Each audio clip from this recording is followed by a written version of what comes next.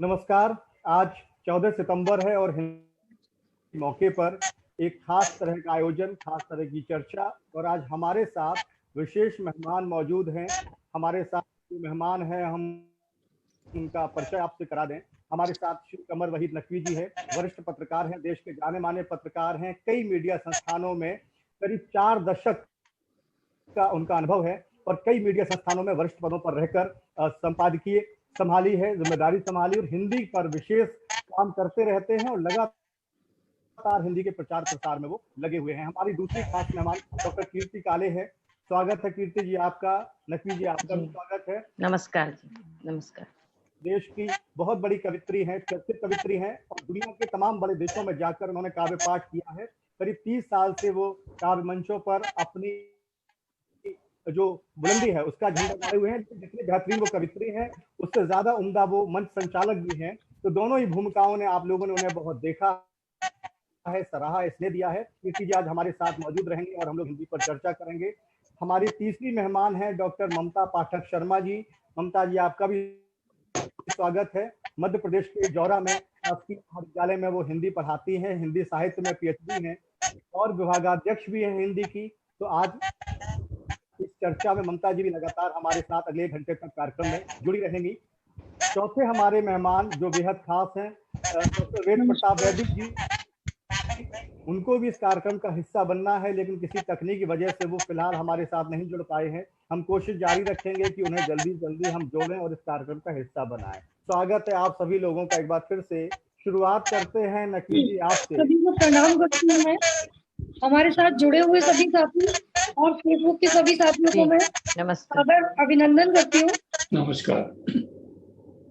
नकवी जी आपसे शुरुआत करें चर्चा की। एक लंबा अनुभव आपके पास पत्रकारिता का है, मीडिया संस्थानों में आपने बहुत बड़ी जिम्मेदारियां निभाई हैं और हिंदी पर आप आज भी लगातार उसी शिद्दत के साथ काम कर रहे हैं।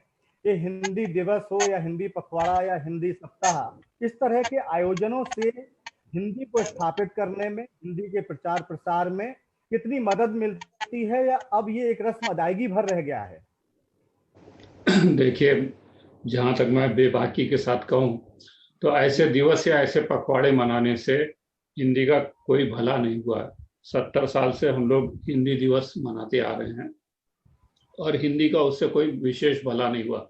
और वास्तव में जो हिंदी दिवस मनाने की शुरुआत हुई थी, वो शुरुआत हुई थी कि सरकारी कामकाज में हिंदी को बढ़ावा दिया जाए। कम से कम ये सरकारी दफ्तरों में 15 दिन या 7 दिन तक हिंदी में काम किया जाए, लोगों की आदत पड़े हिंदी में काम करने की। तो इस उद्देश्य से मूल रूप से ये हिंदी दिवस मनाया जाना शुरू हुआ था।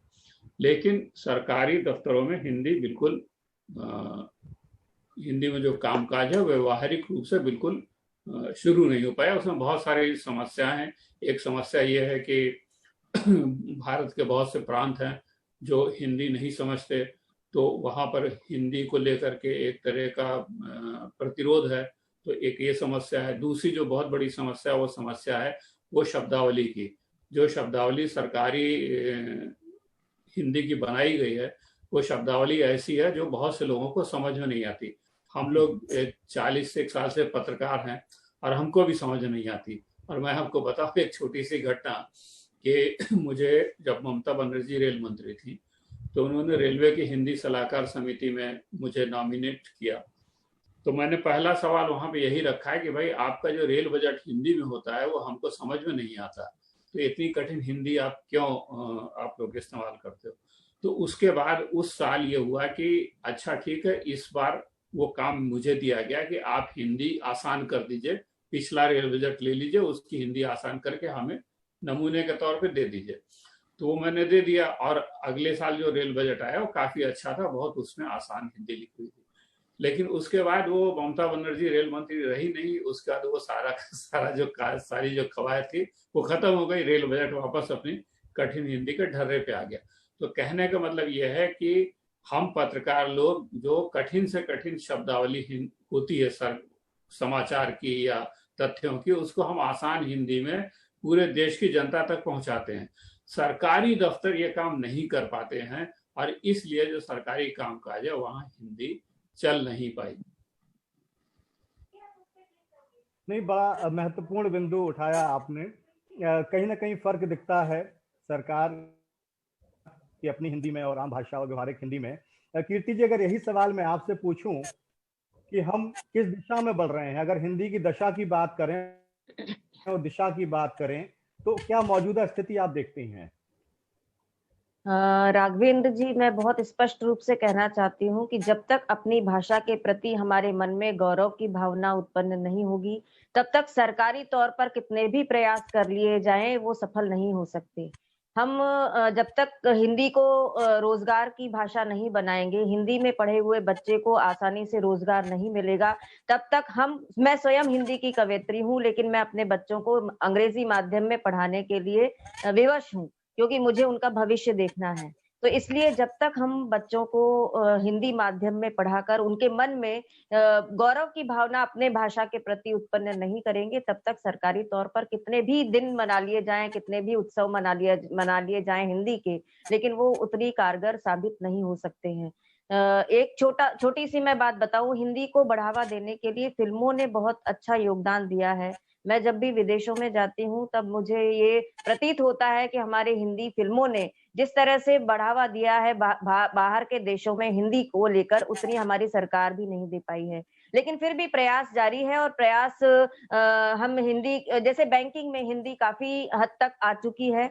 बैंक के कार्यकलाप हिंदी में होने लगे हैं। हिंदी और अंग्रेजी दोनों भाषाओं में वहाँ के फॉर्म छपते हैं, लेकिन फिर भी वहाँ के कहा ये जाता है ऊपरी तौर से कि आप हिंदी में भरें या अंग्रेजी में भरें, दोनों ही हम उनको ग्रहण करेंगे। लेकिन जो भी अंग्रेजी में भरकर लाता है उसका बहुत महत्व दिया जाता है, और हिंदी वाले को थोड़ी हीन दृष्टि से देखा जाता है। तो जब तक हमारे मन में हिंदी के प्रति गौरव की भावना उत्पन्न नहीं होगी, तब तक बिल्कुल साफ तौर पर है कि सरकारी कितने भी कानून कायदे नियम बना लिए जाएं, उसका उतना असर नहीं होता है। लेकिन फिर भी एक बात मैं बहुत जिम्मेदारी के साथ कहना चाहती हूँ कि पिछले दिनों जब हमारे प्रधानमंत्री जी हिंदी में भाषण देते हैं, हमारे जब योग दिवस मनाया जाता है, और योग के कारण हमारी भारतीय संस्कृति, भारतीय भाषाएं बहुत दूर दूर तक फैली हैं, तो इस तरह से अगर प्रत्यक्ष रूप से नहीं तो परोक्ष रूप से सरकारी माध्यमों से भी हिंदी पहुंची है। लेकिन हाँ, मैं नकवी जी की बात का समर्थन करूंगी कि हिंदी को इतना कठिन न बना दिया जाए कि हिंदी के जानकार भी हिंदी से दूर भागने के लिए विवश हो जाएं। हिंदी बहुत ही सरल भाषा है, बहुत ही अपनत्व भरी भाषा है, और उसे मूल रूप में ही रहने दिया जाए। सरकारी कामकाज में भी हिंदी इतनी कठिन न कर दी जाए कि हिंदी जानने वाले लोग भी अंग्रेजी को ही अपनाने के लिए विवश हो जाएं। कीर्ति जी, हम इसी बिंदु पर दोबारा लौटेंगे आपके पास और चर्चा को आगे बढ़ाएंगे। लेकिन शुरुआती दौर में जो आपने कहा कि चूंकि रोजगार और बेहतर भविष्य का एक कारण रहता है जिससे अंग्रेजी को लोग तवज्जो देते हैं पढ़ाई में, तो ये हम अब ममता जी के पास चलेंगे। ममता जी, आप हिंदी पढ़ाती हैं, आपके जो स्टूडेंट्स हैं, जो बच्चे हैं, जो छात्र हैं क्लास में, कक्षा में, मैं जानना चाहता हूं कि वो उनकी मानसिकता क्या होती है कि विषय के तौर पर लेते हैं, उनकी मानसिकता ये है कि हमें पढ़ना है, पास होना है, आगे बढ़ जाना है, या वाकई हिंदी पढ़ते पढ़ते उनका एक लगाव होता है हिंदी से? देखिए राघवेंद्र जी, आपका ये जो प्रश्न है मेरे से, इसके पहले मैं जो आपका पहला प्रश्न था उसमें मैं थोड़ा सा बोलना चाह रही हूँ।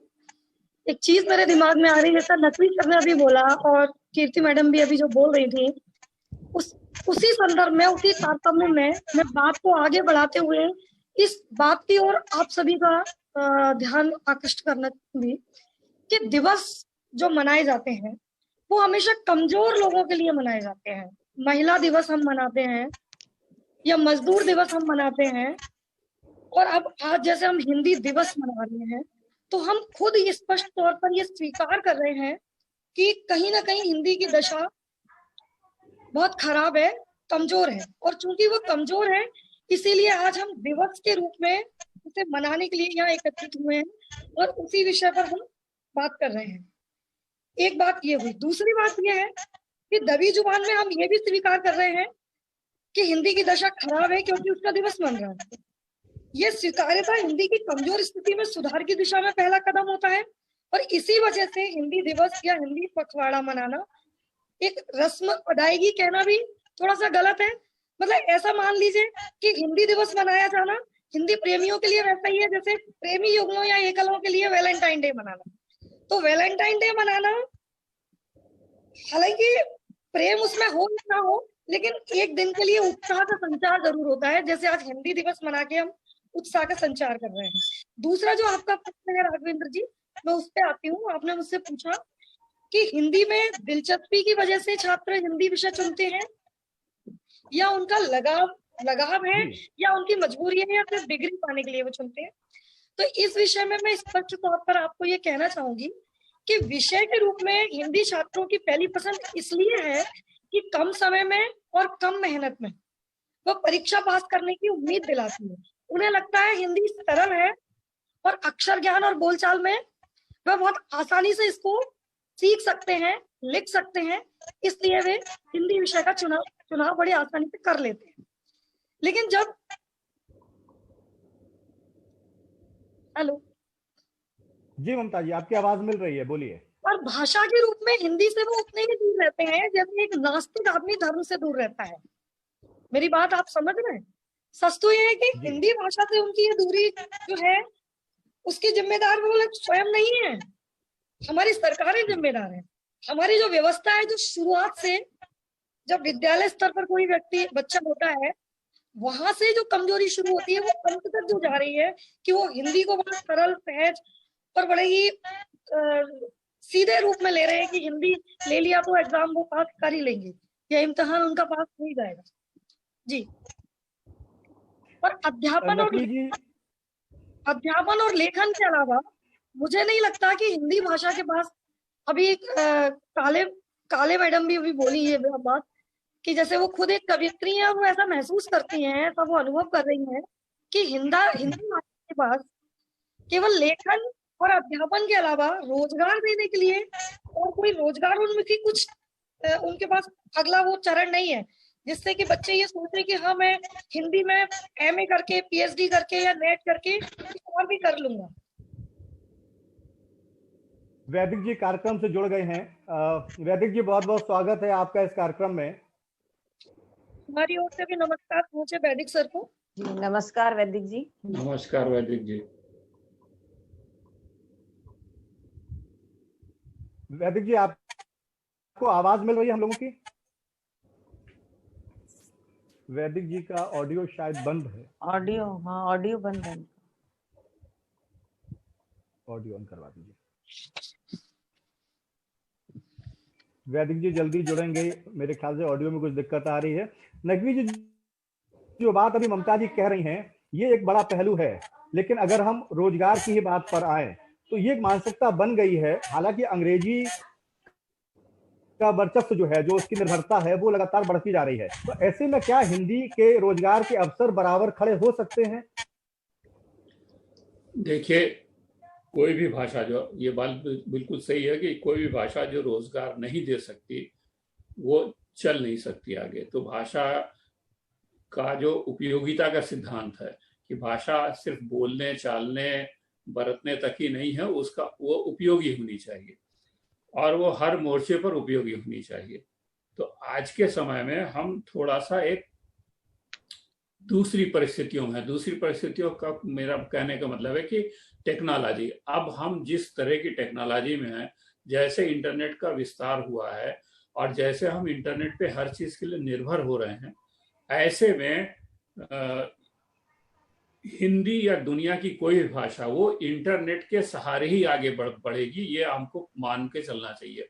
अभी मैं आपको बताऊं कि यूनेस्को का एक अध्ययन है, उनके मुताबिक दुनिया में करीब 7,000 भाषाएं हैं इस समय, जिनमें से इस सदी के अंत तक करीब आधी भाषाएं खत्म हो जाएंगी। क्यों खत्म हो जाएंगी? क्योंकि इंटरनेट पे जो भाषा चल रही है, जिस भाषा में इंटरनेट पे बात करने वाले लोग जितने ज्यादा होंगे वो भाषा उतने दिन तक टिकी रहेगी। एक दूसरी बात यह है कि अभी जो हिंदी का जो विस्तार हुआ है इधर, जैसे कीर्ति जी ने कहा कि सिनेमा के वजह से विस्तार हुआ, वो पहला फेज था हिंदी का, जहां सिनेमा के वजह से हिंदी का विस्तार हुआ।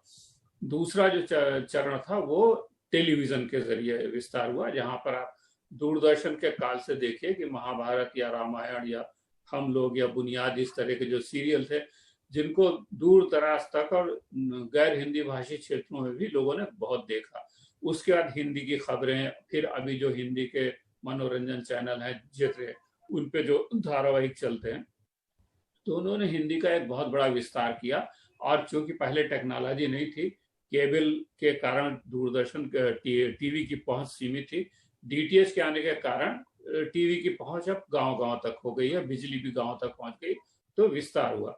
अब ये तीसरा चरण है, ये वो है इंटरनेट का, जहां पर हर आदमी के हाथ में मोबाइल है और हर आदमी मोबाइल पर इंटरनेट देख रहा है।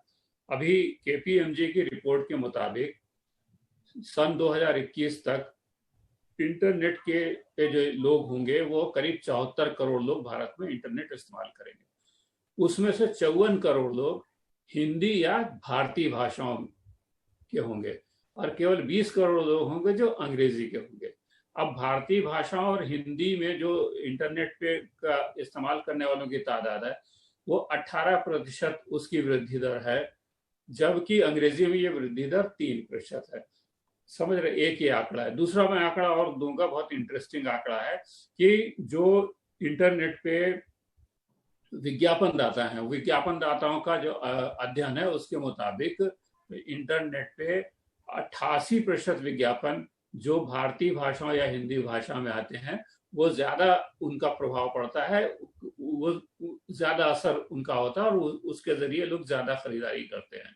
इसी तरह से यूट्यूब वगैरह पे, यूट्यूब पे करीब 95% वीडियो हिंदी या भारतीय भाषाओं के हैं। तो कुल मिला के अभी इंटरनेट की वजह से हिंदी का विस्तार बहुत ज्यादा होने वाला है।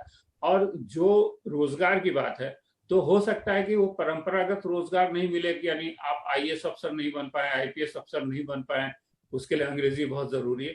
लेकिन हिंदी के जरिए जो रोजगार हो रहा है मीडिया इंडस्ट्री में, एंटरटेनमेंट इंडस्ट्री में, वो हो रहा है। दूसरे ट्रांसलेशन की इंडस्ट्री में गूगल ट्रांसलेट या ऐसी बहुत सारी जो सॉफ्टवेयर कंपनियां हैं जिनको अब हिंदी की शब्दावली चाहिए, तो वो या भारतीय भाषाओं की शब्दावली चाहिए। बहुत से कंटेंट एग्रीगेटर हैं, जैसे डेली हंट है, ये सारे लोग हैं, ये सारे लोग, शेयर चैट है, वो 12-12, 15-15 भारतीय भाषाओं में अपना जो है ऐप निकाल रहे हैं। उनके लिए काम करने वाले लोग चाहिए। तो हिंदी में जो नया रोजगार पैदा होगा वो परंपरागत नहीं होगा, वो बिल्कुल गैर परंपरागत रोजगार होगा हिंदी और भारतीय भाषाओं में, और ये इंटरनेट के कारण होगा। तस्वीर रखी सामने। कीर्ति जी, करीब 3 दशक का आपका एक अनुभव है मंच का, काव्य मंचों का। पुराने तमाम बड़े और दिग्गज कवियों के साथ आपने मंच साझा किया है, नई पीढ़ी के तमाम कवियों के साथ भी आप मंच साझा कर रही हैं और आपके संचालन में नई पीढ़ी के तमाम कवि काव्य पाठ करते हैं। मंच की हिंदी कहां से कहां पहुंची है? क्या उसी परंपरा को अभी तक आगे ले जाया जा रहा है, उसमें बढ़ोतरी हुई है, या जो सामने दर्शक मौजूद होते हैं उनके हिसाब से कहीं ना कहीं अब एक मजबूरी होती जा रही है कि सामने बैठा श्रोता और दर्शक जिस जबान में, जिस लहजे में समझ रहा है हम उसी में काव्य पाठ करें? ऐसा है राघवेंद्र जी, ये हमेशा से रहा है। मंच केवल कविता लेखन नहीं है, जो काव्य पाठ नहीं है। काव्य पाठ के साथ में कवि सम्मेलन में बहुत सारे तत्व शामिल होते हैं। कवि सम्मेलन में एक कविता पाठ एक तत्व है, उसके साथ में मंच सज्जा, संचालन, ध्वनि, प्रकाश व्यवस्था, आयोजक, संयोजक और श्रोता, ये सब मिलकर कवि सम्मेलन बनाते हैं। तो इन सभी घटकों का बहुत बड़ा उत्तरदायित्व होता है, उन सबके समावेश से कवि सम्मेलन खड़ा होता है। तो इसमें जब हम पहले से देखें, जब बच्चन जी का युग था, बच्चन जी के से हम कवि सम्मेलन का प्रारंभ मानते हैं। उसके पहले से भी रहा हो, लेकिन बच्चन जी से ही प्रारंभ इसलिए मानते हैं क्योंकि तभी से थोड़ा थोड़ा विस्तार होना कवि सम्मेलनों का प्रारंभ हुआ और सामूहिक रूप से कविताएं पढ़ी जाने लगी बच्चन जी से ऐसा माना जाता है। तो उस समय भी जो बच्चन जी की शब्दावली थी और उस समय के साहित्यिक लोगों की शब्दावली थी, उन दोनों में बहुत अंतर था, क्योंकि सामने जो श्रोता बैठा होता है वो सारे श्रोता बहुत साहित्यिक नहीं होते हैं। बोलचाल, जैसे कि बोलचाल की भाषा अलग होती है और साहित्य की और लिखने की भाषा अलग होती है, वैसे ही कवि सम्मेलन की भाषा कवि सम्मेलन की कविताओं की भाषा और साथ में साहित्यिक लेखन की भाषा हमेशा थोड़ी बहुत अलग रही है।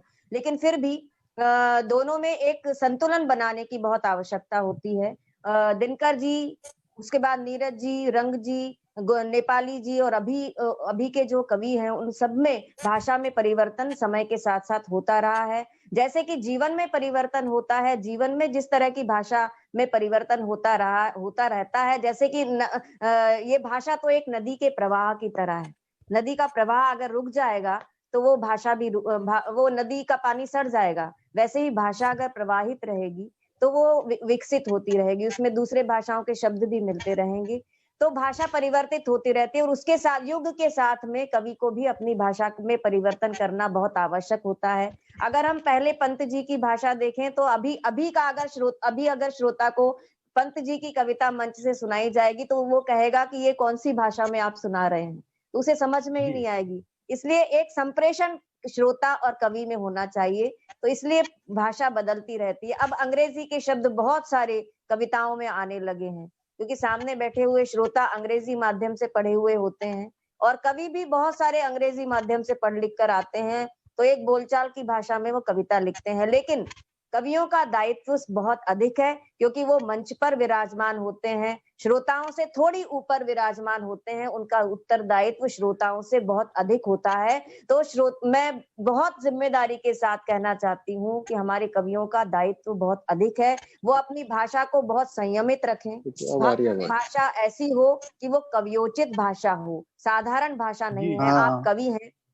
आप कवि हैं तो आपका दायित्व है कि आपकी भाषा कवियोचित भाषा हो, आपकी वेशभूषा भी कवियोचित वेशभूषा हो। आप आपस में जब भी संवाद करें वो भी कवियोचित संवाद करें। तो आपको एक स्तर श्रोताओं से ऊपर उठकर ही बात करनी चाहिए, उनसे एक सामंजस्य बनाते हुए, लेकिन फिर भी उनसे एक स्तर ऊपर उठकर और उन्हें अपने स्तर पर लाने का प्रयास करना चाहिए। तो मैं सभी कवियों से भी कहना चाहती हूँ इस संवाद के माध्यम से कि वो अपने उत्तरदायित्व को बहुत अच्छी तरह से और उसके बाद में अपनी भाषा का प्रयोग करें। बहुत अच्छी बात कही कीर्ति जी आपने।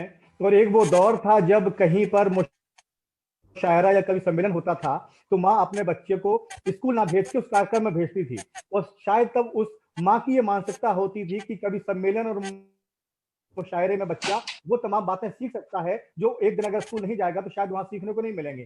तो वो एक मानसिकता जो थी, उसमें एक दूसरा इसी से जुड़ा सवाल है कि संदेश देने की जो बात है, बहुत बड़ी भूमिका है। आपने सही कहा, सामाजिक जागरूकता की बात हो, चाहे भाषा के लेवल पे, चाहे वो तमाम अलग अलग मुद्दों के स्तर पर बात हो, सामाजिक संदेश देने में कितनी बड़ी भूमिका है मंचों की।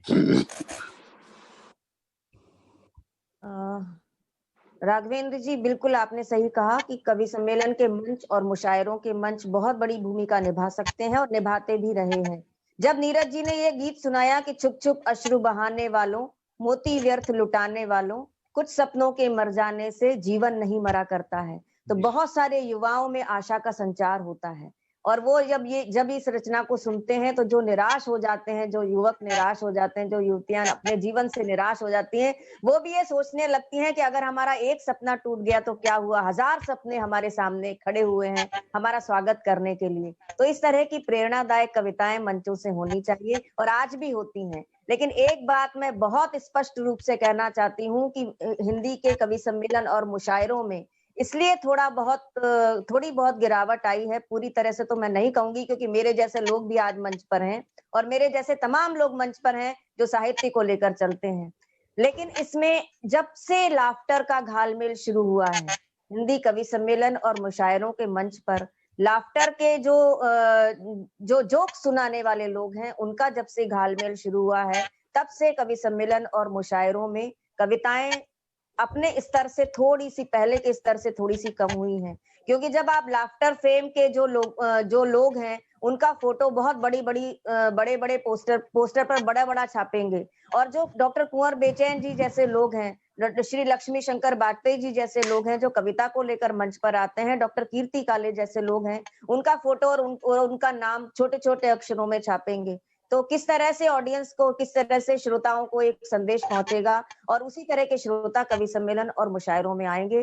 तो आपको कवि सम्मेलन अलग विधा है, लाफ्टर एक बिल्कुल अलग विधा है। दोनों को अलग अलग मंचों से प्रस्तुत किया जाना चाहिए। जब दोनों एक ही मंच पर प्रस्तुत किए जाने लगे तो दोनों के श्रोता मिल गए और उसके बाद जो कवि सम्मेलन का कविता का बहुत जीवंत श्रोता है, वो हमेशा कभी भी उत्पात नहीं मचाता है। कविता अगर उसको अच्छी लगी तो वो बहुत अच्छी तरह से अपनी प्रतिक्रिया व्यक्त करता है, और अगर अच्छी नहीं लगी तो शांत होकर बैठ जाता है, न कभी हूटिंग करता है, न कभी सीटियां बजाता है। लेकिन लाफ्टर का श्रोता अगर उसको एक लाइन भी अच्छी नहीं लगती है तो वो हल्ला मचाने लगते हैं। ये अंतर होता है लाफ्टर में और कवि सम्मेलन के श्रोता में।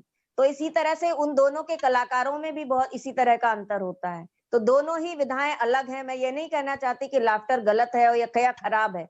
उस लाफ्टर को आप अलग मंच पर प्रस्तुत करें और कवि सम्मेलन और मुशायरे को अलग मंच पर प्रस्तुत करें, क्योंकि ये दोनों अलग अलग विधाएं हैं। तो जब तक ये दोनों अलग अलग रहती हैं और रही हैं, तब तक कवि सम्मेलन और मुशायरे एक प्रेरणादायक मंच रहे हैं। और जब से ये दोनों एक साथ मिल गए हैं, तब से न तो लाफ्टर लाफ्टर रहा है, न कवि सम्मेलन मुशायरे रहे हैं। वैदिक जी, कार्यक्रम में स्वागत है। जी नमस्ते। आपको आवाज मिल रही हमारी? हाँ बिल्कुल आ रही है।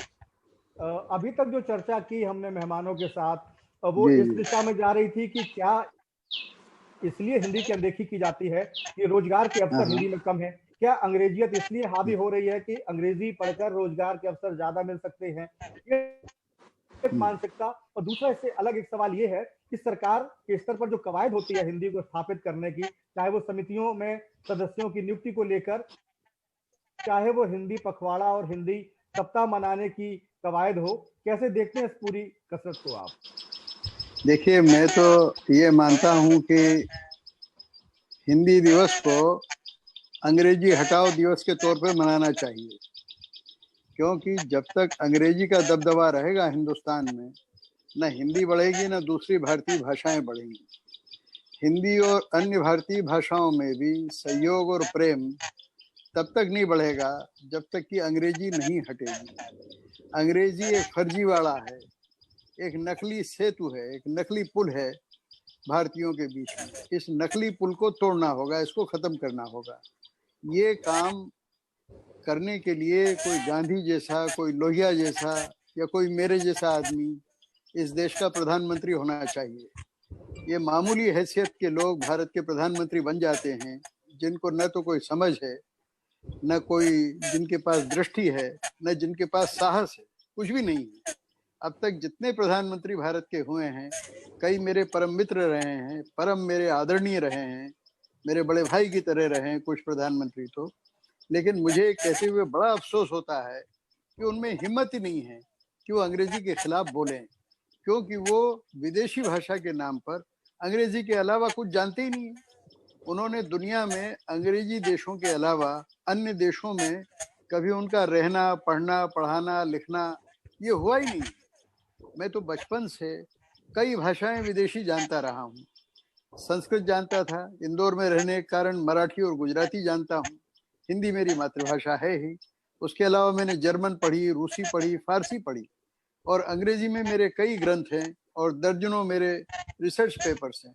मुझे अंग्रेजी से कोई नफरत नहीं है, कोई घृणा नहीं है। कोई मूर्ख ही किसी भाषा से घृणा कर सकता है।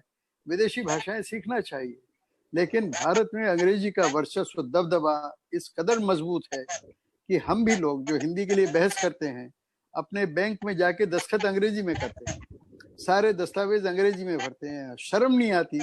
हिंदी के बड़े बड़े साहित्यकारों को मैंने देखा कि वो हिंदी के बजाय अंग्रेजी में दस्तखत करते हैं। और हमारे यहाँ पढ़ाई का माध्यम, अभी जैसे नई शिक्षा नीति आई है, बहुत अच्छी बात है कि नई शिक्षा नीति में उन्होंने मातृभाषाओं पर जोर दिया है। लेकिन मातृभाषाएं तो चलेंगी गरीबों के स्कूल में, मातृभाषाएं चलेंगी गांव वालों के स्कूल में, मातृभाषा चलेगी आदिवासियों के स्कूल में, और जो अमीरों के स्कूल हैं, जो हम लोगों के स्कूल हैं, ऊंची जातियों के स्कूल हैं, शहरियों के स्कूल हैं, उनके बच्चे सब अंग्रेजी में पढ़ेंगे, क्योंकि सारी नौकरियां तो अंग्रेजी में मिलती हैं। अगर किसी को जज बनना है सुप्रीम कोर्ट का, कैसे बनेगा वो? बिना अंग्रेजी जाने कैसे बनेगा? संसद के अंदर जो कानून बनता है वो सब अंग्रेजी में बनता है। ये देश तो तबाह कर रखा है, गुलाम बना रखा है इस देश को। पिछले 70-73 साल के अंदर क्या करा क्या है इन लोगों ने? सारे नेता हमारे बिल्कुल रद्दी साबित हुए हैं, किसी में भी दमखम नहीं है। अटल जी मेरे इतने मित्र थे, बड़े भाई की तरह थे। मैंने हिंदी दिवस पर, अटल जी ने अपने घर में प्रधानमंत्री निवास में हिंदी दिवस मनाया, मुझे वक्ता के तौर पर बुलाया, तो मैंने अटल जी को कहा मैंने कहा अटल जी, आप हिंदी के कारण अटल जी बने हैं, लेकिन अटल जी के कारण हिंदी क्या बनी है? आपने लिखा सारे मंत्रियों को कि हिंदी में काम करो, उन्होंने आपकी चिट्ठी पढ़ी और दराज के अंदर घुसा दी चिट्ठी। कौन काम कर रहा है हिंदी में? सारे नौकरशाहों की नौकरी करते हैं ये लोग। चुनाव में वोट मांगने जाते हैं तो हिंदी करेंगे, वहां बंगला बोलेंगे, तमिल बोलेंगे, तेलुगु बोलेंगे, संसद में आएंगे अंग्रेजी बोलेंगे। ये करते क्या है? इस देश के अंदर एक जबरदस्त क्रांति होनी चाहिए। मैं आपको महात्मा गांधी के कथन की याद दिलाता हूँ। वो एक दस्तावेज है और वो मेरे पास है, जिसमें महात्मा गांधी ने कहा था कि देश के आजाद होने के बाद हमारे आजाद देश की, स्वतंत्र देश की संसद में अगर किसी ने अंग्रेजी में बोला तो उसको कम से कम 6 महीने की सजा होगी। हमारे यहाँ तो हमारे मंत्री लोग, एक राष्ट्रवादी पार्टी पहली बार इतने प्रचंड बहुमत से जीत के आई है और मंत्री लोग अंग्रेजी में भाषण देते हैं। हमारे यहाँ सारा काम काज सरकार का अंग्रेजी में होता है। छोटा मोटा काम जो चौथी श्रेणी के लोग हैं वो हिंदी में कर लें तो कर लें, बाकी सारा काम अंग्रेजी में होता है। और हम लोगों ने अपनी भारतीय भाषाओं के प्रति जरा भी प्रेम प्रकट नहीं किया है। हमको चाहिए कि हम कम से कम एक भारतीय भाषा तो सीखें। अरे संस्कृत सीखो, और कुछ नहीं सीख सकते तो? मैंने तो बचपन में संस्कृत सीखी, जब मुझे पता भी नहीं था कि भाषा नीति क्या होती है। 6-7 साल की उम्र में संस्कृत सीखना शुरू कर दी, धारा प्रवाह बोला करता था। फिर हमने गुजराती भी सीख ली, मराठी भी सीख ली, और अब मेरी इच्छा होती है कि दुनिया की और भाषाएं भी सीखूं मैं। तो भाई भाषाएं तो हमारी सब सम्माननीय हैं, सबकी खूब इज्जत होनी चाहिए। और आपको मैं बताऊं कि एक बार करुणानिधि जब मुख्यमंत्री थे तो मुलायम सिंह और मैं दोनों, मुलायम सिंह उत्तर प्रदेश के मुख्यमंत्री थे, मुलायम सिंह और हम दोनों गए करुणानिधि जी के पास। तो करुणानिधि कहने लगे कि आप दोनों इसलिए आए हैं कि मुझ पर हिंदी थोप दें। मैंने कहा नहीं नहीं नहीं, हिंदी थोपने के लिए नहीं आए, हम आप पे तमिल थोपने आए। आप तमिलनाडु का सारा काम तमिल में करो तो अपने आप तमिल भाषी लोग हिंदी सीख जाएंगे। दिल्ली आएंगे तो वो क्या करेंगे? दिल्ली वाले अगर सारा काम हिंदी में करेंगे और तमिलनाडु वाले सारा काम तमिल में करेंगे तो हिंदी वाले तमिल सीखेंगे, तमिल वाले हिंदी सीखेंगे। लेकिन भारत में गुलामी निरंतर चली आ रही है। इस गुलामी को खत्म करना है। हिंदी दिवस को हमें अंग्रेजी हटाओ दिवस के तौर पे मनाना है। अंग्रेजी को हमको रखना है सिर्फ 3 कामों के लिए। एक तो विदेशी व्यापार के लिए अंग्रेजी रखना है। उसमें भी देखिए, मैं दुनिया के करीब 80 देशों में गया हूँ और मैं आपको सच बताता हूँ, एक भी महाशक्ति देश ऐसा मैंने नहीं देखा है कि जो विदेशी भाषा के जरिए महाशक्ति बना हो। सारे जो जिनको आप ग्रेट पावर्स कहते हैं, यूनाइटेड नेशंस में, संयुक्त राष्ट्र संघ में, सब दूर अपनी भाषा में काम होता है। चीन में दर्जनों बार गया हूँ, सब काम चीनी भाषा में नीचे से लेके ऊपर तक, फ्रांस में नीचे से लेके ऊपर तक, जर्मनी में नीचे से ऊपर तक, जापान में, अमेरिका में अपनी भाषा में होता है, इंग्लैंड में अपनी भाषा में होता है। हम हैं रूस के अंदर, में पढ़ा हुआ हूँ मॉस्को में, सारे लोग, स्पुतनिक भेजने वाले वैज्ञानिकों से मेरी बात हुई, वहाँ के राष्ट्रपति और प्रधानमंत्रियों से मिलने का मुझे मौका मिला, सब रूसी में बात करते हैं, अंग्रेजी में कोई बात नहीं करता है। हमारे यहाँ इस कदर गुलामी है। अगर हम एक बार संकल्प कर लें, स्वभाषाओं को आगे बढ़ाएं और विदेशी भाषा को 3 काम के लिए रखें। एक तो विदेशी व्यापार के लिए रखें, कूटनीति के लिए रखें और अनुसंधान के लिए रखें। हमको रिसर्च करना है तो उसके लिए कोई भी विदेशी भाषा का इस्तेमाल करें। जो रिसर्च में, अनुसंधान में, गवेषणा में, शोध में 2 काम होते हैं, एक अभिव्यक्ति की भाषा होती है और एक सीखने की भाषा होती है। आप किसी भी भाषा से ज्ञान अर्जित करें, लेकिन अपनी भाषा में व्यक्त करने का अधिकार होना चाहिए। इस अधिकार की मांग 55 साल पहले जब मैंने की स्कूल ऑफ इंटरनेशनल स्टडीज में, तो मुझे निकाल दिया गया। इंदिरा गांधी की सरकार ठप हो गई। डॉक्टर लोहिया ने, अटल बिहारी वाजपेयी ने, दीनदयाल उपाध्याय ने, हिरन मुखर्जी ने, सभी पार्टियों के नेताओं ने, भागवत झा आजाद जी ने, सिद्धेश्वर प्रसाद जी ने, सब ने मेरे लिए लड़ाई लड़ी और संसद में फिर प्रस्ताव पारित हुआ। संसद की एक विशेष कमेटी बैठी, उस कमेटी ने प्रस्ताव किया कि वैदिक को वापस लो। मुझे स्कूल से निकाल दिया था, मुझे वापस लिया और फिर जवाहरलाल नेहरू विश्वविद्यालय से मैं पहला पीएचडी हूँ जिसने अंतरराष्ट्रीय राजनीति में हिंदी में पीएचडी किया। ये क्रांतिकारी परिवर्तन देश में होना बहुत जरूरी है। अगर ये नहीं होगा तो मैं समझता हूँ कि गुलामी, हिंदी नौकरानी बनी रहेगी और अंग्रेजी महारानी बनी रहेगी और हमारा देश पिछलग्गू बना रहेगा, नकलची बना रहेगा। हमारे देश की जो महान प्रतिभा है, प्राचीन भारत की महान प्रतिभा, उस प्रतिभा को विकसित करने के लिए हमें स्वभाषाओं पर जोर देना पड़ेगा। मेरा निवेदन ये है, मैं क्षमा चाहता हूँ, थोड़ा मैंने लंबा बोल दिया, लेकिन मेरे दिल में बहुत उफान है। और बहुत मुझे इस बात का अफसोस है कि हम अपनी भाषाओं का इस्तेमाल नहीं करते हैं। सारे ऊंचे काम अंग्रेजी के जरिए होते हैं। मैं वैदिक जी आपकी बात सुनने के बाद, अब चूंकि नकवी जी ने भी आपकी बात लगातार सुनी और मैं नकवी जी की तरफ रुख करना चाहूंगा। मैं नकवी साहब, वैश्वीकरण के मौजूदा दौर और बढ़ते दायरे की मजबूरियों के बीच में जो कुछ वैदिक जी ने कहा है, क्या उन व्यवहारिक पहलुओं पर काम किया जा सकता है? आप एक बार अपना सवाल दोबारा दोहराएं, वो मेरे को सुनाई नहीं दिया अच्छे से।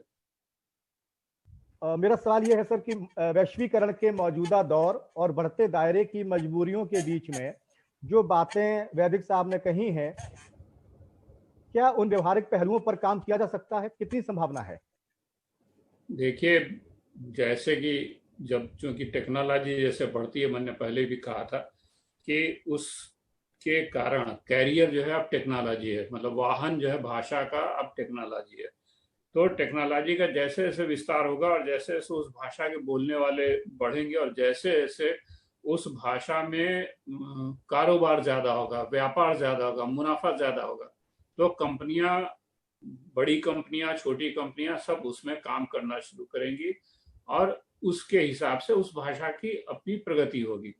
अब रही बात यह कि जो अंग्रेजी हटेगी क्या, जो हमारे यहाँ का मूल सवाल है, और हमारे ये बड़ी वैदिक जी ने बड़ी बिल्कुल सही बात कही है कि अंग्रेजी का जो वर्चस्व है वो वर्चस्व इतना ज्यादा है कि उसके कारण हिंदी या कोई भी भारतीय भाषा पनप नहीं पाती है। ये वर्चस्व है। और ये वर्चस्व का दूसरा रूप आप देखेंगे, वो देखेंगे जो आजकल नई हिंदी निकल रही है या इंग्लिश। कुछ समय तक तो वो इंग्लिश खाली टेलीविजन की भाषा रही कि टेलीविजन के समाचारों में, सीरियलों में आप आधी बातें हिंदी में और आधी अंग्रेजी मिला करके बोलते रहे हैं। अब तो जो साहित्य लिखा जा रहा है वो साहित्य में भी अंग्रेजी के शब्दों को ठूंसा जा रहा है जबरदस्ती, और उसको नई हिंदी का नाम दिया जा रहा है। तो अब इसको तो हम में से शायद कोई नहीं रोक पाएगा, क्योंकि वो अंग्रेजी की जो घुसपैठ हिंदी में हो रही है और जो बहुत बड़े पैमाने पर हो रही है, वो हम में से किसी के बस में नहीं है कि हम उसको रोक पाए। तो हिंदी का अपना जो स्वरूप है वो बदलेगा। लेकिन जो मेरा अभी ये मानना है कि जैसे जैसे अब जैसे एक बात मैं कहूँ कि अभी इंटरनेट का विस्तार हुआ, फेसबुक है, गूगल है, अब ये दुनिया की बड़ी बड़ी कंपनियां हैं। इन कंपनियों का अब स्वार्थ ये है कि पैसा कहाँ है, पैसा भारत में अगर इनको कमाना है तो अंग्रेजी में पैसा लगातार कम होता जा रहा है। ये पैसा इनको हिंदी में और भारतीय भाषाओं में मिल रहा है। इसलिए गूगल और फेसबुक जैसी कंपनियां भारतीय भाषाओं और हिंदी में जो कंटेंट बन रहा है और जो वेबसाइट्स चल रही हैं, छोटी या बड़ी, उन पे उनका पूरा फोकस है। उनको कैसे आगे बढ़ाएं, उनके साथ कैसे साझेदारी करें, ये सारी बातें ये दो बड़ी कंपनियां भारत में कर रही हैं। तो इसलिए ये थोड़े से ये चीजें बदलती जा रही हैं हमारे यहाँ। और ये है, लेकिन हमारे यहाँ ये हम कहें कि हिंदी को हम पूरे भारत में एक साथ करा दें या लागू करा दें, ये थोड़ा कठिन बात है, क्योंकि जो हिंदी को लेकर के दक्षिण के राज्यों में विशेष तौर पे जो एक तरह का प्रतिरोध है और एक तरह की जो अस्वीकार्यता है वो बड़ी भारी है। और उसके लिए हम हिंदी वाले भी दोषी हैं, क्योंकि हमने दक्षिण के लोगों से कुछ सीखा नहीं, उनके कुछ साहित्य को हम हिंदी में लाए नहीं। दक्षिण में बहुत सारी चीजें बहुत ही अच्छी और बहुत ही लोकप्रिय लिखी गई, लेकिन वो हिंदी में हमने उसको ज्यादा छापा नहीं। तो जब तक हिंदी अपने को कुएं के मेढक के तौर पर बनाए रहेगी या अपने अहंकार में डूबे रहेगी, जब तक वो भारत की दूसरी भाषाओं के साथ बराबरी का व्यवहार नहीं करेगी, तब तक तो ये शत्रुता बनी रहेगी।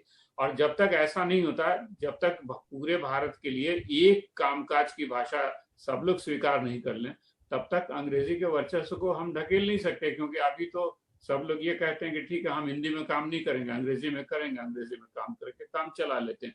दूसरी बात यह कि जो वैदिक जी ने कहा उससे बिल्कुल सहमत है कि जितने हम लोग हैं वो अंग्रेजी में सिग्नेचर करते हैं, अंग्रेजी में फॉर्म भरते हैं। और अब तो ये हालत है कि जो अभी कह रहे थे कि जो मातृभाषा में पढ़ाई होगी वो गरीब लोग पढ़ेंगे। वैदिक जी, गरीब लोग भी अब मातृभाषा में नहीं पढ़ना चाहते हैं। ठीक है वो भी अपने बच्चे को अंग्रेजी ही पढ़ाना चाहते हैं। ठीक कह रहे हैं आप, ठीक कह रहे हैं। जी हाँ। ममता जी, आपने वैदिक जी को भी सुना? जी जी जी। वो इंडिया और भारत दो बन जाएंगे, और जो भारत के लोग हैं वो इंडिया में घुसने की कोशिश करेंगे। गरीब लोग बेचारे अपना पेट काट के बच्चों को पब्लिक स्कूल में भेज रहे हैं। जहाँ पब्लिक के बच्चे जा नहीं सकते उनका नाम है पब्लिक स्कूल। बिल्कुल ठीक कहा आपने। बिल्कुल। और मैं तो ये कहता हूँ स्कूल की बात हुई और सारे पब्लिक स्कूलों में, वैदिक जी ने, मैं एक मिनट एक वाक्य बोल दूं।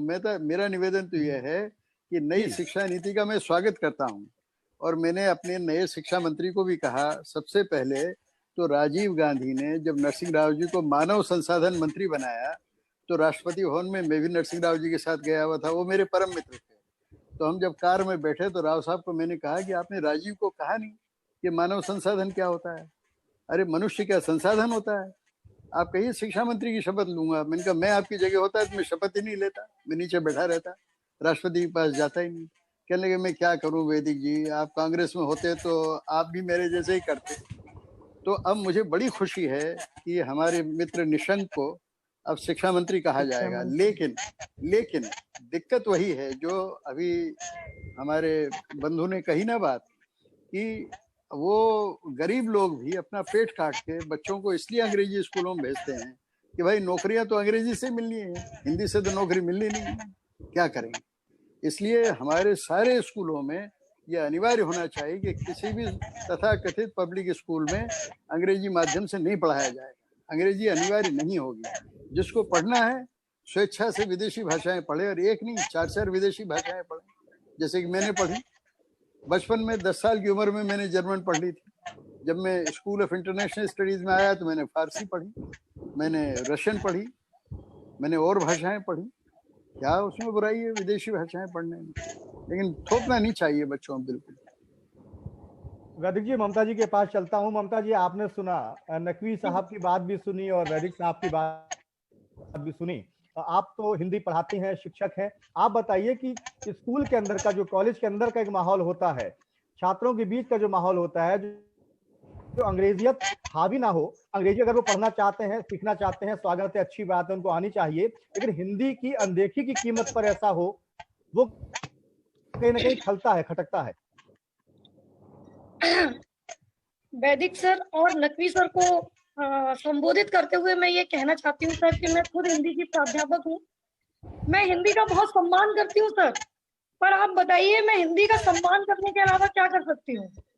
सम्मान करने से कुछ होने वाला है? मुझे कोई कायदे का अखबार हिंदी में नहीं मिल रहा, तकनीकी ज्ञान की कोई किताब हिंदी में नहीं मिलती, विधि ज्ञान की कोई किताब हिंदी में नहीं मिलती, उच्च न्यायालय का कोई निर्णय हिंदी में मिलता है, सारे निर्णय अंग्रेजी में सुनाए जाते हैं। प्रेस इंफॉर्मेशन ब्यूरो पर हिंदी और अंग्रेजी सूचनाओं का आप अंतर देख लीजिए, कितना अंतर आता है उनमें।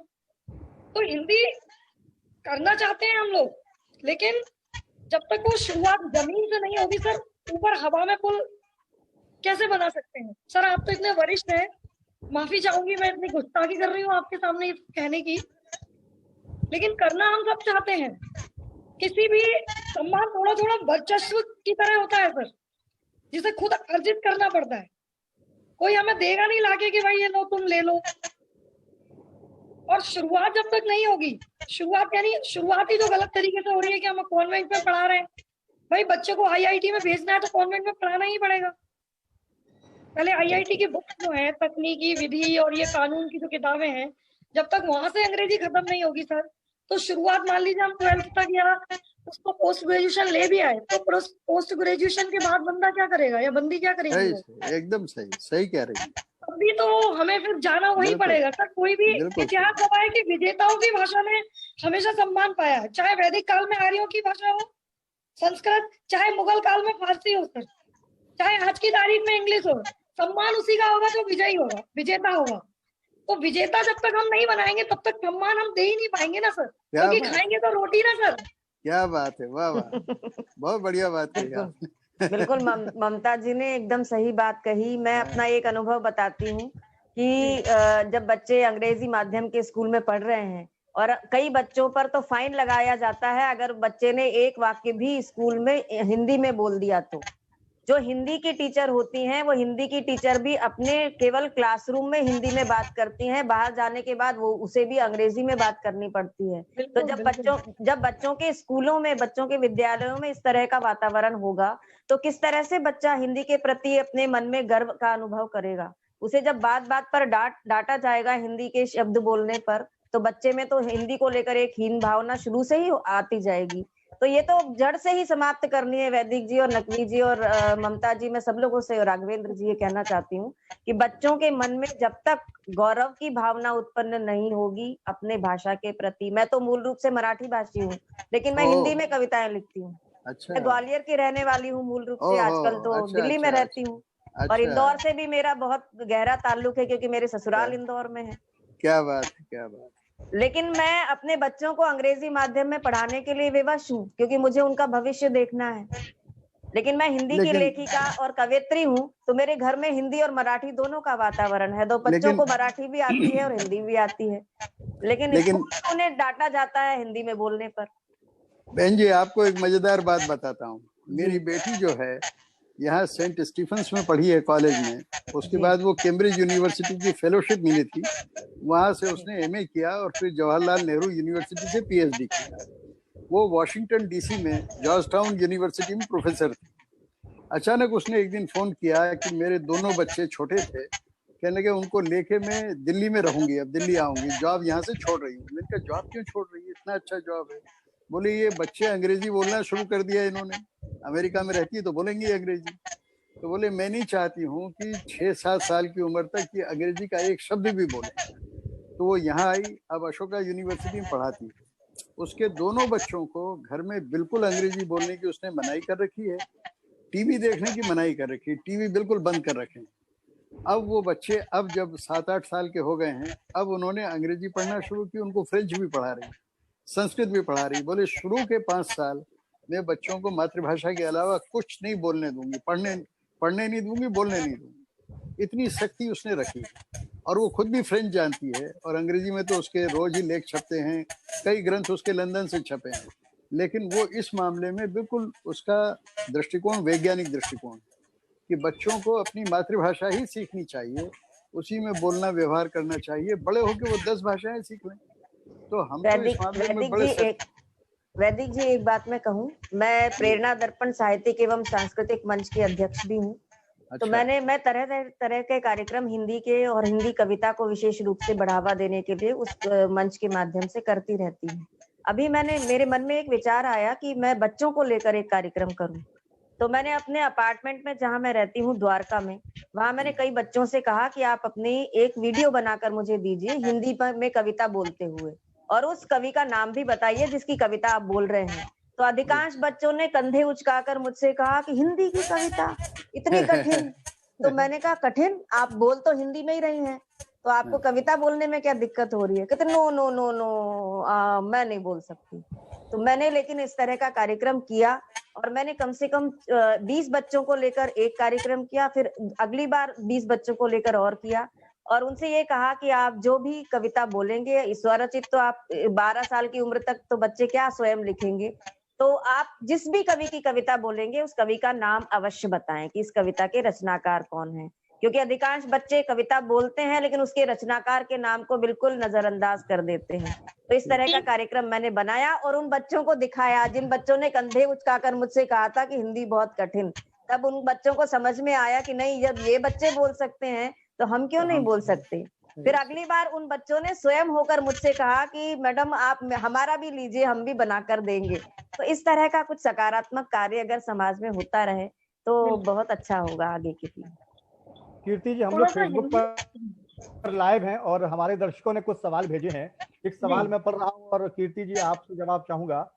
दिल्ली से एल्फन का सवाल है कि नई पीढ़ी हिंदी बोलने और अंग्रेजी बोलने में शान समझती है, क्या ऐसा इसलिए है कि उन लोगों को शायद ये लगता है कि हिंदी बोलने से उन्हें पिछड़ा मान लिया जाएगा और इसलिए अच्छी अंग्रेजी ना होने के बावजूद वो लोग टूटी फूटी अंग्रेजी बोलते हैं? हाँ, मैं बिल्कुल इस बात से सहमत हूँ, क्योंकि अंग्रेजी बोलने से आज भी हमारी एक गुलाम मानसिकता है। अंग्रेजी भले ही आप टूटी फूटी बोलेंगे, बहुत खराब बोलेंगे, तब भी आपको अच्छा माना जाएगा समाज में। और हिंदी अगर आप अच्छी भी बोलेंगे, तब आपके दोस्त मित्र ही आपसे कहेंगे कि ये कौन सी पुरानपंथी की भाषा बोल रहे हो। बल्कि आजकल तो एक मुहावरा बन गया है कि इसकी तो हिंदी कर दी। हाँ, हिंदी कर दी मतलब ये बिल्कुल खराब कर दिया इसको, तो इसका बिल्कुल इसकी बेइज्जती हो गई। तो ये जब इस तरह के मुहावरे बन गए हैं और युवा पीढ़ी तो वास्तव में ये समझने लगी है कि हिंदी में बोलना मतलब पता नहीं कौन सी पुराने जमाने की बातें कर रहे हैं। मेरी बेटी, क्योंकि हमारे घर में हिंदी और मराठी का ही वातावरण है, तो बहुत सारे शब्द वो अपने बोलचाल में हिंदी के बहुत कठिन जो दूसरों को लगते हैं, उसके दोस्तों को वो भी बोलती है। तो वो कहती है कि मेरे दोस्त मुझसे कहते हैं कि वो कौन से शब्द लेकर आ जाती हो, तो हमें समझ में नहीं आते। तो वो बोलती है ये तो बहुत सामान्य से शब्द हैं जो हमारे घर में बोले जाते हैं। लेकिन युवाओं में बिल्कुल मैं इस प्रश्न का उत्तर यही देना चाहती हूँ कि युवाओं में अंग्रेजी बोलने पर अधिक गर्व का अनुभव होता है, और अगर कोई हिंदी बोल दिया जाता है तो उसे थोड़ा कमतर समझा जाता है। उसका ये कारण है आपने जवाब दिया। अब मैं ममता जी आपसे ममता जी आपसे आपके पास आ रहा हूं मैं। 2 सवाल हैं जो आपके लिए भी हैं। एक ये है कि छाया गुप्ता जी लिखती हैं कि व्याकरण भी आजकल बच्चों को पहले इंग्लिश व्याकरण के माध्यम से पढ़ाते आए हैं। जैसे नाउन पहले पढ़ाया जाता है, संज्ञा बाद में बताई जाती है, और बच्चे संज्ञा नहीं समझते, नाउन समझते हैं। देखिए संज्ञा जी, क्या नाम जिन्होंने पूछा है उनका नाम आप छाया गुप्ता जी का सवाल है ये। जी छाया जी, मैं ये आपको बताना चाहूंगी कि अंग्रेजी एक महज भाषा है, किसी योग्यता का प्रमाण नहीं है। जैसे आप ये बता रहे हैं कि नाउन उन्हें पहले पढ़ाते हैं, संज्ञा उसको बाद में बताते हैं। यही पहले भी मैंने इस चीज के ऊपर प्रकाश डाला, इस बात के ऊपर कि जितने भी कॉन्वेंट एजुकेटेड जो टीचर्स हैं, कॉन्वेंट जो स्कूल हैं, उनमें वर्चस्व पूरा अंग्रेजी का है। मतलब हर जो विषय है वो अंग्रेजी मीडियम में पढ़ाया जा रहा है। केवल हिंदी की एक पुस्तक अलग से, व्याकरण की या हिंदी जो भी कहानी की, कविता की पुस्तक अलग से थी। जब हमारा समय था तो हमारे पास हिंदी की बहुत सारी पुस्तकें थी, उनमें एक सहायक वाचन भी होता था, जो कि अब कोई जानता ही नहीं है कि सहायक वाचन तो विलुप्ति हो गया एक तरीके से पाठ्यक्रम में से। मैं आपके लिए एक मजेदार बात बता देता हूँ। जी जो कहते हैं ना कि अंग्रेजी श्रेष्ठता का प्रतीक है। आज से 400 साल पहले इंग्लैंड में अगर अदालत में कोई अंग्रेजी बोल दे तो 20 पाउंड का जुर्माना होता था 400 साल पहले। बर्नार्ड शॉ, जो अंग्रेजी के बहुत बड़े साहित्यकार माने जाते हैं, उन्होंने मरने के पहले एक न्यास बनाया, एक ट्रस्ट बनाया, इसलिए कि अंग्रेजी का सुधार हो। वो अंग्रेजी को बहुत ही भ्रष्ट भाषा मानते थे कि न तो जिसके पास ठीक से व्याकरण है, न जिसका ठीक से उच्चारण है। बीयूटी बट और पीयूटी पुट, पीयूटी पट क्यों नहीं है? पीयूटी पट होना चाहिए अगर बीयूटी बट है तो। ऐसे 2500 उदाहरण बर्नार्ड शॉ ने अपने देवनागरी का तो अपना एक पूरा व्याकरण है। बिल्कुल बिल्कुल वैज्ञानिक लिपि है वो, बिल्कुल पूरी वैज्ञानिक ढंग से लिखी गई है, और जो बोली जाती है वही लिखी भी जाती है वो। बिल्कुल ठीक कह रही हैं आप। बहुत आपने बहुत सही फरमाया, बहुत सही फरमाया। हाँ, और जहाँ तक शब्दकोश का सवाल है ना, मैं आपको बताऊं कि एक कोई ये 50-60 साल पहले की बात है। जरा एक वाक्य पूरा कर दूं। मैंने किसी सम्मेलन में, जिसमें मॉरिशस के प्रधानमंत्री आए हुए थे, अलवर में हुआ था सम्मेलन, उस सम्मेलन में मैंने कहा था कि हिंदी और उर्दू ऐसी भाषाएं हैं, और भारत की तमिल तेलुगु भी वैसी भाषाएं हैं कि जिनमें शब्द राशि का भंडार अथाह है, समुद्र से ज्यादा शब्द उसमें हो सकते हैं। तो किसी ने मुझसे पूछा उस सभा में कि कैसे, तो मैंने कहा एक धातु से हजारों शब्द बन सकते हैं, हजारों। तो एक सन्यासी से मैं मिला, शायद बंबई में थे वो, तो मैंने उनसे पूछा कि आप क्या करते हैं? तो बोले ये देखिए, मैंने कई बस्ते भर भर के, कई बहुत बड़ी बड़ी पेटियां भर के हिंदी का कोश बनाया है, एक धातु से हजारों शब्द बनाए हैं। मैंने कहा कैसे बनाए? तो बोले एक वेद प्रताप वैदिक नाम का लड़का आया था वहां अलवर में, उसका भाषण मैंने सुना। तब से मैंने संस्कृत पढ़ना शुरू की और संस्कृत से वो शब्द हिंदी में बनाना शुरू की। मैं आपसे निवेदन ये करता हूँ कि जो ये कहते हैं ना कि अंग्रेजी में हम नहीं लिखेंगे, अंग्रेजी में नहीं पढ़ेंगे, हमारे पास शब्दों की कमी हो जाएगी। अरे शब्दों का तो भंडार है, एक धातु से हजारों शब्द बनते हैं। और पाणिनि ने 1800 धातुएं गिनाई हैं। और मैं तो कहता हूँ कि धातुओं के बाहर भी प्रयोग से भी जो शब्द बनते हैं उन शब्दों को भी जोड़ें। हिंदी, उर्दू, तमिल, तेलुगु, कन्नड़ सारे शब्दों को जोड़ के हिंदी को समृद्ध बनाए। अंग्रेजी उसके पासक भी नहीं, अंग्रेजी कहीं आसपास भी नहीं ठहरती। हमारी सर, हिंदी लेकिन दिक्कत हमारे हैं दो सर, दर्शकों के परेशानी सवाल ये आए होती हैं, है। और वो सवाल ये है कि गरिमा मिश्रा दिल्ली से लिखती हैं सवाल कि आजकल हिंदी की किताबों में भी शब्द अर्थ में इंग्लिश में अर्थ लिखने लगे हैं, क्या ये सही है? और ज्योति करण सिंघी जी का सवाल ये है, बल्कि उनका एक सुझाव है कि स्कूल और पाठशाला के साथ साथ पॉलिटिक्स में, राजनीति में भी हिंदी को अनिवार्य रूप से स्थापित करने पर जोर दिया जाना चाहिए। शायद उनका इशारा संसद और विधानसभाओं की तरफ है। आपका क्या सोचना है नकवी जी इस पर? मुझसे सवाल है जी। हाँ, देखिए, ये संसद और विधानसभाओं में तो काम वहाँ की भाषा में होना ही चाहिए, और बहुत, और ज्यादातर मेरे ख्याल से हो भी रहा है। उत्तर भारत की विधानसभाओं में हिंदी में काम हो रहा है, और बाकी जगह की विधानसभाओं में उनकी अपनी मातृभाषाओं में काम हो रहा है। जो समस्या है वो यहाँ पे संसद में है कि संसद में अलग अलग क्षेत्रों के सांसद आते हैं और वो ज्यादातर अंग्रेजी बोलते हैं, और ये समस्या यहाँ पर है। तो लेकिन ये मेरा कहना है कि जब तक हम हिंदी को संपन्न नहीं बनाएंगे, अब संपन्न कैसे बनाएंगे? जैसे ये बात अभी ममता जी कर रही थी कि क्या किताबें हैं हिंदी में? नहीं है किताबें, और अगर हैं तो उनकी भाषा क्या है? तो मैं आपको अपना एक अनुभव बताता हूँ। मैं बीए में पढ़ रहा था मनोविज्ञान, मैंने मनोविज्ञान ले लिया। वो मनोविज्ञान की एक किताब जो चलती थी बीए में, वो खरीद ली। अब उसमें जो बहुत सारे शब्द ऐसे थे तो उसकी जो है वो अर्थ ही नहीं मालूम हमको कि वे क्या है। जैसे एक था उसमें अध्याय अधिगम पर, तो ये अधिगम क्या है? तो उसके साथ उन्होंने कोष्टक में दिया लर्निंग। तो मुझे भाई ये सीखना है। तो अगर आप सीखना जैसे शब्द को अधिगम कर दोगे और फिर सोचोगे कि बीए का जो छात्र है वो इसको समझ ले और पढ़ ले, तो जो कहने का मतलब ये है कि हम सोचते हैं कि नहीं, शब्दावली हमारी अगर पाठ्य पुस्तक है तो बड़ी गंभीर या बड़ी उस तरह की होनी चाहिए। ये ही चीज जो है, ये सोच जो है गलत है, और ये सोच बहुत समय तक समाचारों में भी रही। मैं आपको बताऊं, एक और किस्सा बता रहा हूं। जैसे कि एक समय था यहाँ पे भारत में जब पाकिस्तान के टीवी सीरियल बहुत मशहूर थे, उनके ड्रामा बहुत मशहूर थे, और ये VHS का जमाना था जब वीडियो कैसेट लोग खरीद के लाते थे किराए पर, अपने यहाँ लोगों को दिखाया करते थे कि भैया मैं एक पाकिस्तान का ड्रामा लाया हूँ, अब मित्रों को बुलाया और बैठा के दिखाते थे। उस समय की यह बात है कि साहब वो सीरियल जो पाकिस्तानी टीवी के सीरियल होते थे उनकी जो है उर्दू सबको समझ आ जाती थी, लेकिन जब पाकिस्तान टीवी के समाचार सुनिए तो वो उर्दू मेरे को भी समझ में नहीं आती थी कि भाई ये क्या उर्दू बोल रहे हैं। तो इसलिए जब आज तक की शुरुआत हुई और आज तक में नौकरी मुझे मिली थी भाषा के लिए, मेरा काम ही ये था कि एक ऐसी भाषा आप बनाइए जो देश के कोने कोने तक समझ। सर ने ये बहुत अच्छी बात बोली, बिना किसी परेशानी के। तो इसलिए मैं आज तक सर अच्छे से सीख नहीं पाई हूँ क्योंकि बहुत सारे शब्द मुझे खुद नहीं समझ आते, मतलब मुझे पढ़ते हैं सर। जी हाँ, तो बहुत सारे शब्द ऐसे हैं। हाँ, तो आज तक की जो भाषा बनाई गई, हाँ, वो भाषा इसलिए बनाई गई और ऐसी बनाई गई कि बेंगलोर, हैदराबाद, चेन्नई, कोलकाता, अहमदाबाद, देश के हर हिस्से में उतनी हिंदी लोग समझ लेते हैं, सीख लेते हैं, और वो खबरें वहां तक पहुंच जाएं। तो हमारे कहना है कि हमको हिंदी को व्यवहारिक बनाना चाहिए और संपन्न करना चाहिए। उसमें अच्छी किताबें आए।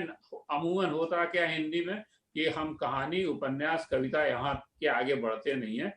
बड़ी पत्रकारिता की किताबें हैं, गंभीर विषयों की राजनीतिक किताबें हैं। वैदिक जी ने बहुत सारी चीजें लिखी है, लेकिन ऐसे लेखक बहुत कम है, गिने चुने। और आज के समय में तो ये बहुत अच्छा हो गया है कि आपको पाठक मिल रहे हैं अमेजन के और फ्लिपकार्ट, और इनके वजह से हिंदी की किताबें काफी बिक रही हैं और अच्छी उनकी मांग है और लोगों को उनकी जानकारियां भी अच्छी तरह से हो रही। तो मुझे लगता है कि हम लोगों को इस तरफ प्रयास करना चाहिए, तो स्थिति सुधरेगी जरूर। कोई बहुत निराशा की स्थिति हो ऐसा मुझे लगता नहीं, समय जरूर लगेगा। नहीं, मैं नकवी साहब की एक बात ये से मैं बिल्कुल सहमत हूँ। मैं एक दिखाना चाह मजेदार रही हूँ। किस्सा, बहुत छोटा सा एक मजेदार जी। किस्सा आपको बता दूं। जी मैं पहली बार 1983 में पाकिस्तान गया, तो कराची में जिन्ना एकेडमी में हमारे केरल के एक साहब डायरेक्टर थे, निदेशक थे। उन्होंने मुझसे कहा कि आप मोहम्मद अली जिन्ना साहब पे तकरीर कीजिए। मैंने तकरीर की, 2 घंटे बोला मैं जिन्ना साहब के बारे में। उसके बाद हमारे यहाँ के गए हुए कुछ मुसलमान भी वहां बैठे हुए थे, जिनको मुहाजिर बोलते हैं। उनमें से एक प्रोफेसर साहब उठ के खड़े हुए, बोले, सर आपकी इतनी नफीस उर्दू हमने सुनी 2 घंटे, अब 5 मिनट आप हिंदी में बोल के सुनाइए। तो मैंने कहा, भाई मैं तो हिंदी ही बोल रहा था 2 घंटे से। मैंने कहा, मैं 2 घंटे से तो हिंदी ही बोल रहा हूँ, आप उसको उर्दू कह रहे हैं, और आप जो उर्दू बोल रहे हैं उसको मैं हिंदी कह रहा हूँ। तो जुबान में तो कोई दिक्कत ही नहीं होना चाहिए। और अकबर इलाहाबादी ने जो कहा ना, वो सबसे अच्छा कहा कि तुझे सब शायरों में अकबर क्यों न मुंतखब समझें, बयां ऐसा कि दिल माने, जुबान ऐसी कि सब समझे। सब समझे। क्या बात। एक बात मैं वैदिक जी आपकी बात से बात को आगे बढ़ाते हुए कहना चाहती हूँ कि पहले जो बच्चों के पाठ्यक्रम थे उसमें हिंदी की कविताएं, कहानियां या जो भी थी, प्राथमिक स्तर तक मैं बता रही हूँ, उसमें बच्चों को बहुत जल्दी याद हो जाती थी।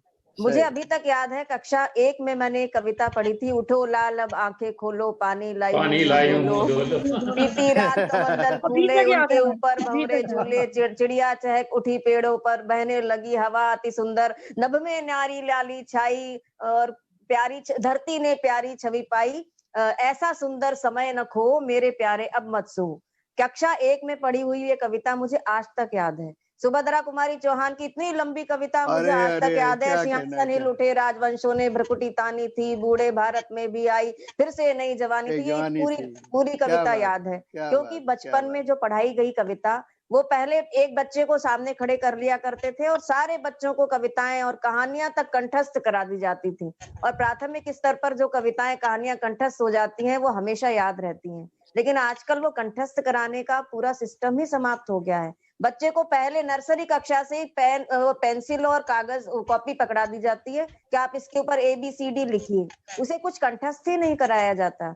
तो जब तक उसके मन में कविताओं के प्रति प्रेम, अपने साहित्य के प्रति प्रेम उत्पन्न नहीं होगा, उसे याद नहीं होगी अपनी कविताएं। इतनी कठिन कठिन कविताएं आजकल पाठ्यक्रम में रख दी जाती हैं कि वो अतुकांत कविताएं बच्चे को याद ही नहीं होंगी, उस कविता को याद नहीं होती, वो अतुकांत कविताएं जिसने लिखी हैं, तो बच्चे को क्या याद होंगी। तो इस तरह कविताएं ऐसी रखी जाएं, सरस कविताएं हो, सरस कहानियां हो, जो उनके स्तर की हो और बच्चों को याद हो जाएं, तो हिंदी में कोई दिक्कत ही नहीं आएगी। बच्चों में एक प्रेम उत्पन्न हो जाएगा, एक अनुराग उत्पन्न हो जाएगा हिंदी के प्रति, तो फिर हिंदी को बढ़ने से कोई नहीं रोक सकता। इतने सारे साधन है आजकल हिंदी को बढ़ाने के लिए, लेकिन प्राथमिक स्तर पर बच्चों को हिंदी के प्रति अनुराग उत्पन्न करने की बहुत आवश्यकता है। लेकिन हम यहाँ हिंदी साहित्य की नहीं, हिंदी भाषा की बात करने के लिए सारे एकत्रित हुए हैं कि हिंदी भाषा को और सभी विषयों से हमें जोड़ के तभी वह आगे बढ़ेगी। सिर्फ साहित्य से आगे, साहित्य के क्षेत्र में तो बहुत आगे है अभी भी हमारी हिंदी, नहीं भाषा, देखिए ममता जी, भाषा भी तभी आगे बढ़ेगी जब उसके प्रति अनुराग उत्पन्न होगा। बहुत सारी पोथियां लिख दी गई हैं हिंदी में, बहुत सारे अनुवाद भी हो चुके हैं, लेकिन वो लोगों तक नहीं पहुंचते। जैसे वैदिक जी ने बताया कि इतने सारी एक धातु से कितने सारे शब्द बना दिए गए हैं, लेकिन वो शब्द लोगों तक नहीं पहुंचे हैं। लोगों तक पहुंचने चाहिए। जब लोगों तक पहुंचेंगे, लोगों के मन में भाषा के प्रति अनुराग उत्पन्न होगा, तब अपने आप सारी समस्याओं का समाधान हो सकता है। जैसे कीर्ति जी, आपने इससे पहले कहा था कि मंचों की और कवियों की, शायरों की एक बहुत बड़ी जिम्मेदारी है समाज में, जागरूकता के सिलसिले में, सामाजिक संदेश देने में, प्रचार प्रसार में। पत्रकारिता की भी एक बहुत बड़ी जिम्मेदारी है, चौथा स्तंभ कहा जाता है लोकतंत्र का, बहुत बड़ी।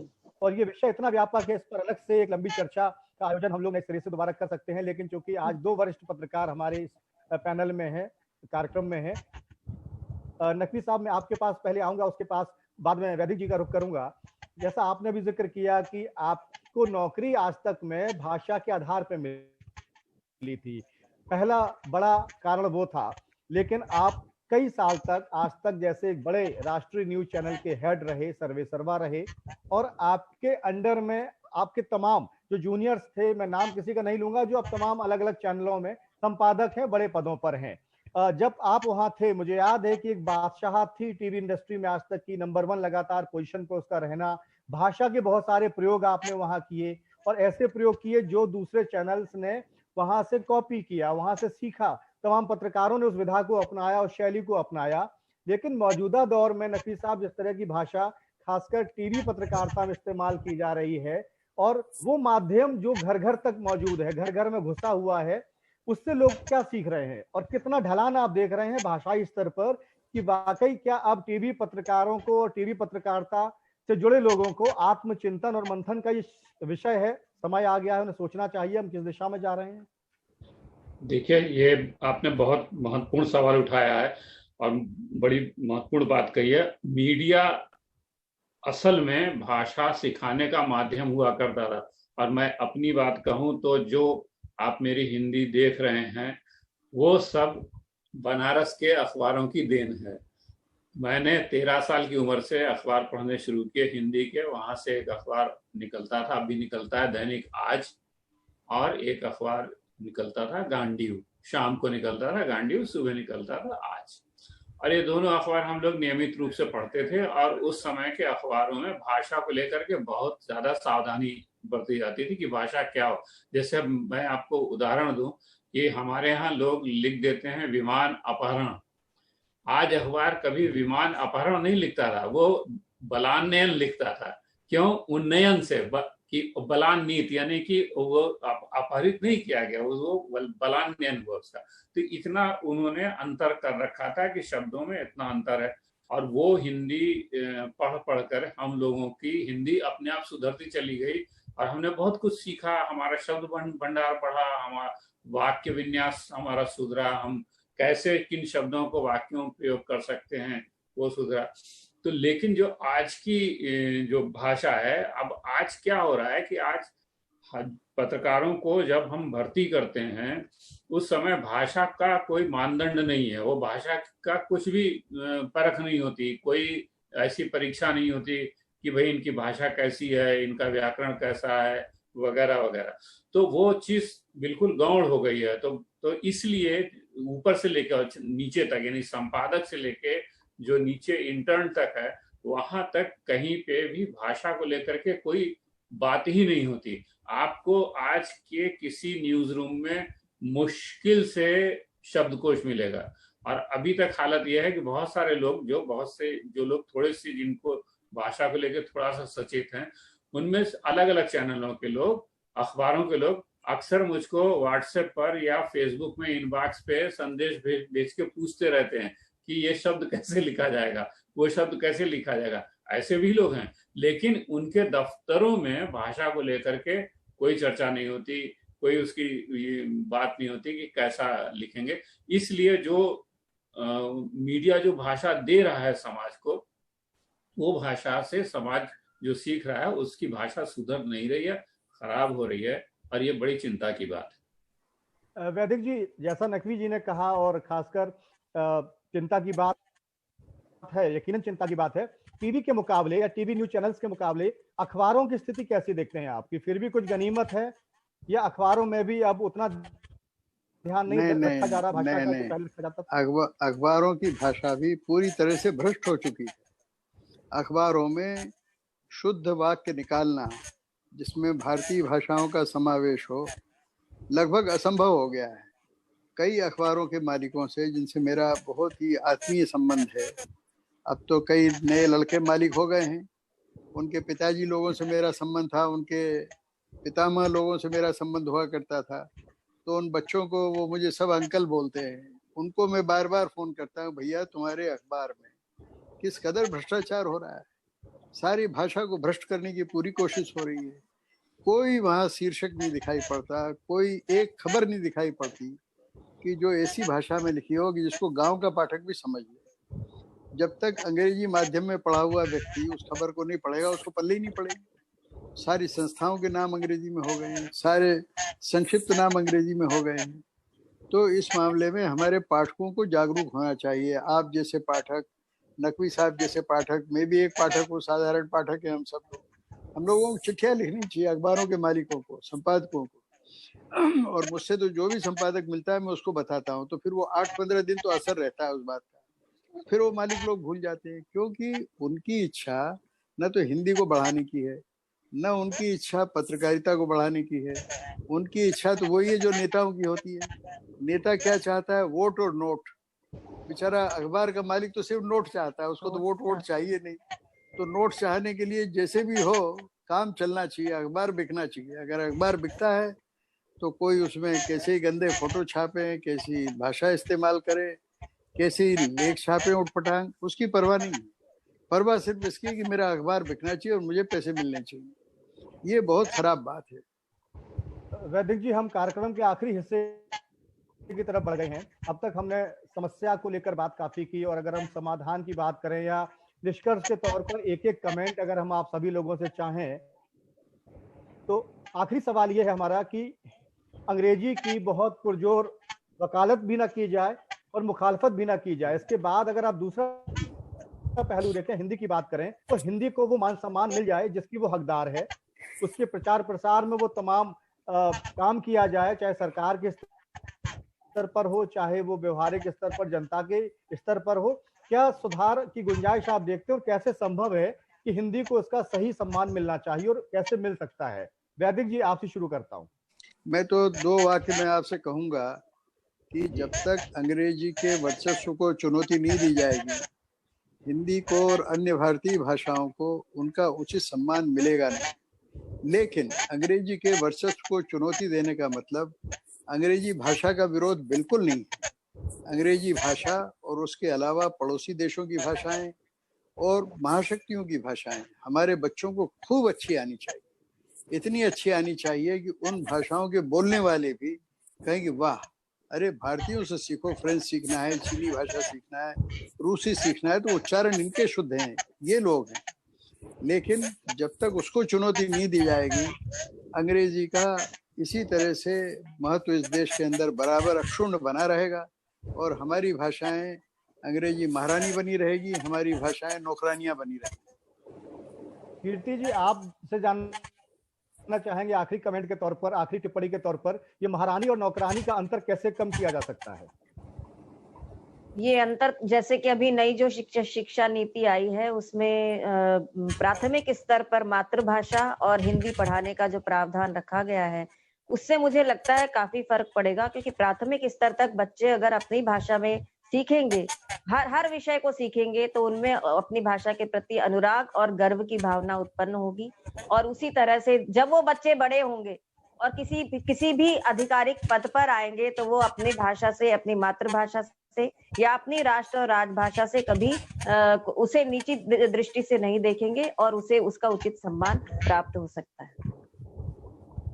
ममता जी, आपकी राय में जानना चाहता हूं कि हिंदी को सही सम्मान मिले, इसके लिए सरकार के स्तर पर क्या प्रयास होना चाहिए, और हम सबकी यानी सामाजिक जिम्मेदारी जो बनती है, हम सबको कैसी कोशिश करनी चाहिए? अगर हिंदी भाषा का धारणीय विकास करना है तो सबसे पहले मुख्य हिंदी भाषी क्षेत्रों में आर्थिक विकास को बढ़ावा देना होगा। आर्थिक विकास का जब विस्तार होगा, हिंदी भाषी क्षेत्रों का जब विस्तार होगा, आप पंजाब का उदाहरण देख लीजिए। पंजाब में कोई बहुत ऐसे लर्नेड, बहुत पढ़े लिखे नहीं है लोग, लेकिन उनकी जो भाषा है पंजाबी का डंका विदेशों में भी बज रहा है।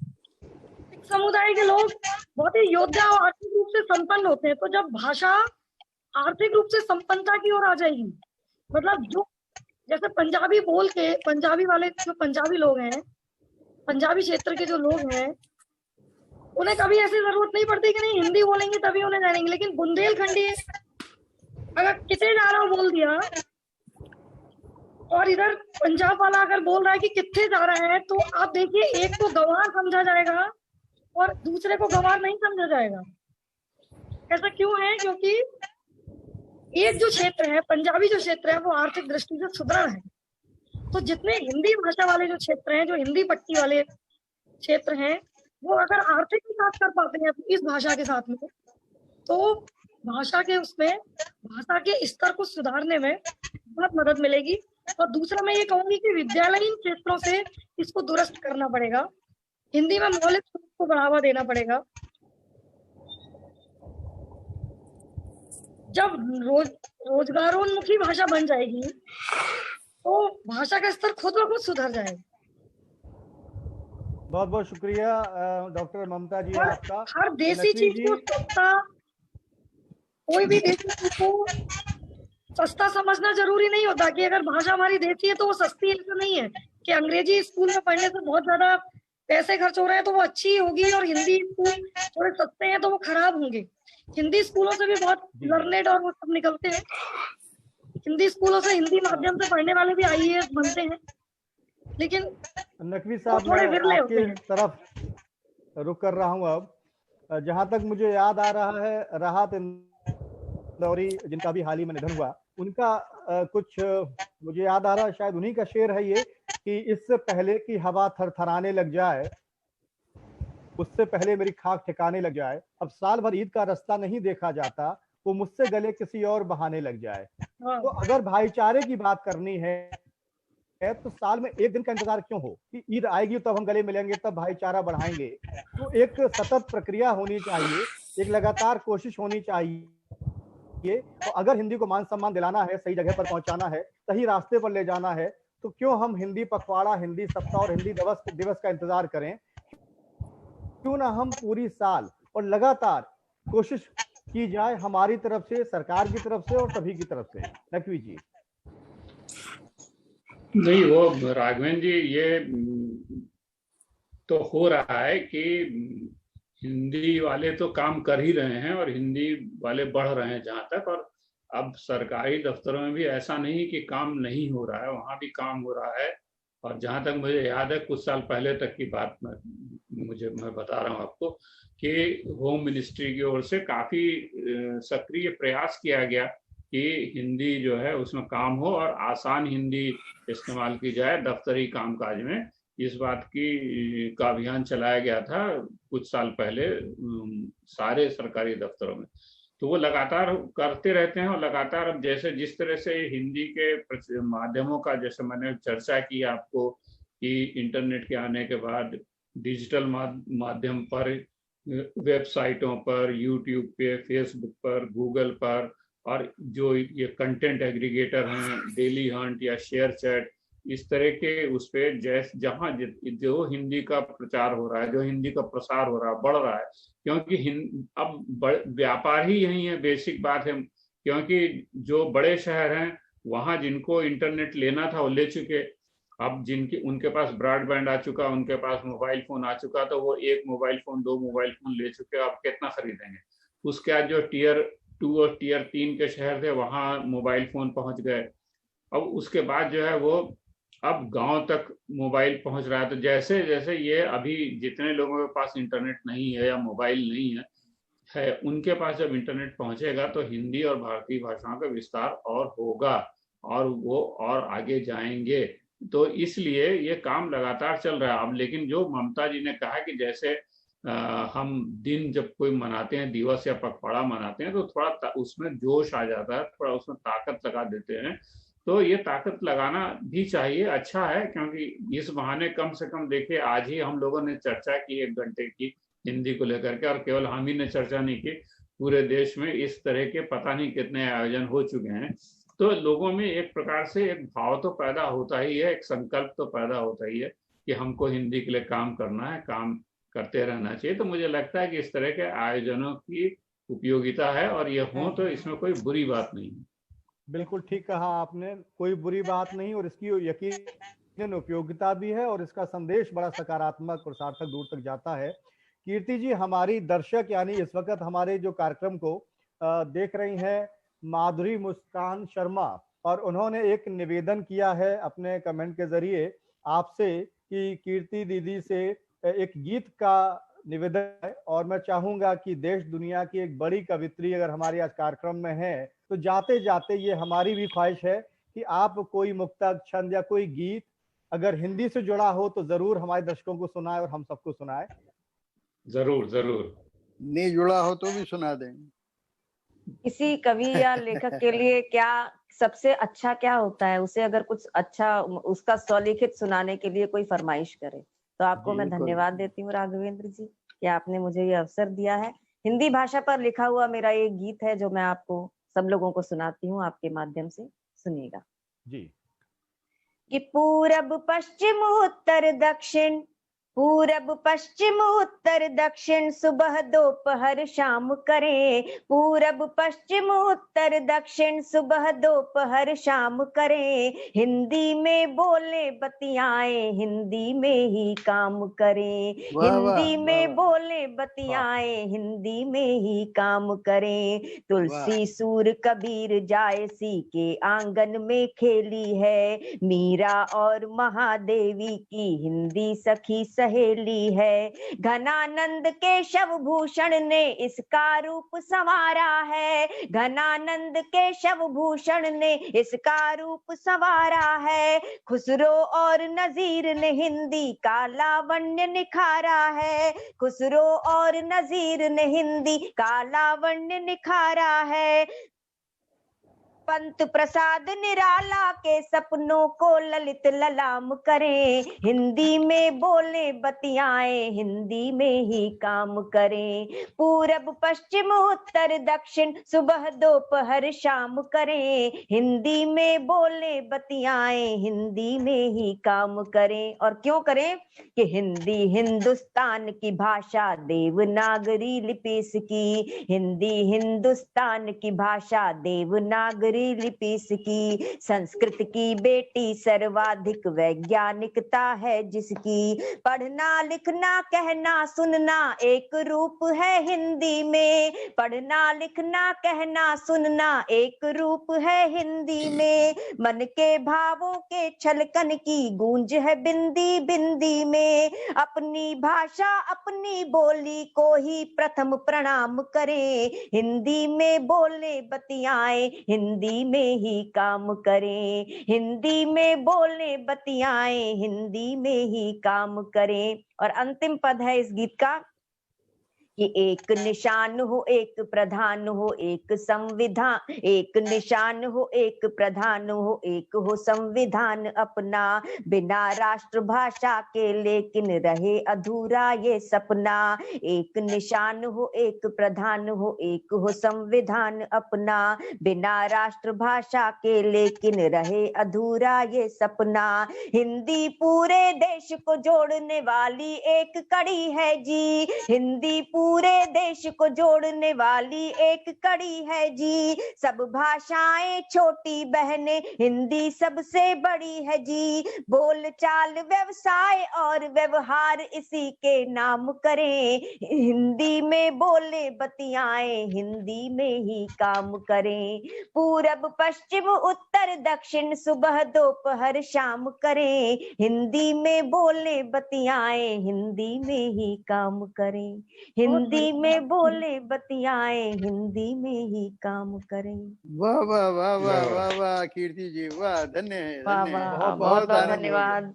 बहुत आनंद हो गया, बरसों बाद सुना आपको, बहुत आनंद हो गया। बहुत ही धन्यवाद वैदिक जी। खूबसूरत गीत कीर्ति जी, बाकी बहुत खूबसूरत। अरे बहुत बढ़िया लिखती है भाई। आज मैंने कई वर्षों बाद सुना इनको, बहुत आनंद हुआ। बहुत धन्यवाद। क्या बात है, क्या बात।